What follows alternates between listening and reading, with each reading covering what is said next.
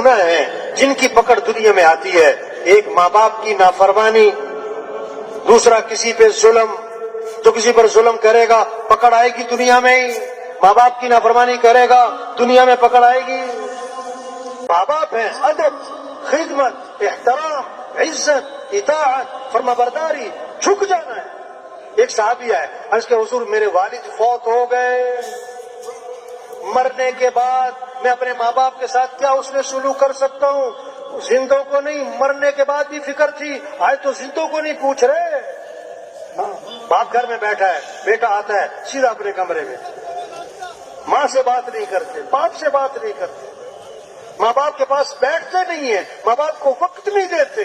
تو حضور میرا باپ مر گیا ہے, میں کیا اس نے سلوک کر سکتا ہوں؟ مرنے کے بعد بھی پوچھ رہے ہیں.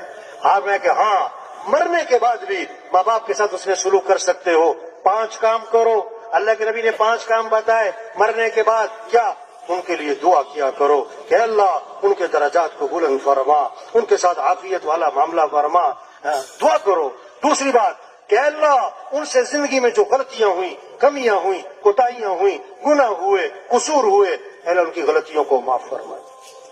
تیسری بات ان کی وصیت کو پورا کرو. چوتھی بات ان کے رشتہ داروں کے ساتھ اچھا سلوک کرو. ابا فوت ہو گئے نا, اب کیا چچا ہیں, تایا ہیں, پھوپھیاں ہیں, ان کی اولاد ہے, ان کے ساتھ اچھا سلوک. اماں فوت ہو گئی, خالہ ہیں, ماموں ہیں, ان کی اولاد ہے, اچھا سلوک کرو. 5ویں بات اپنے ماں باپ کے دوستوں کا اکرام کرو.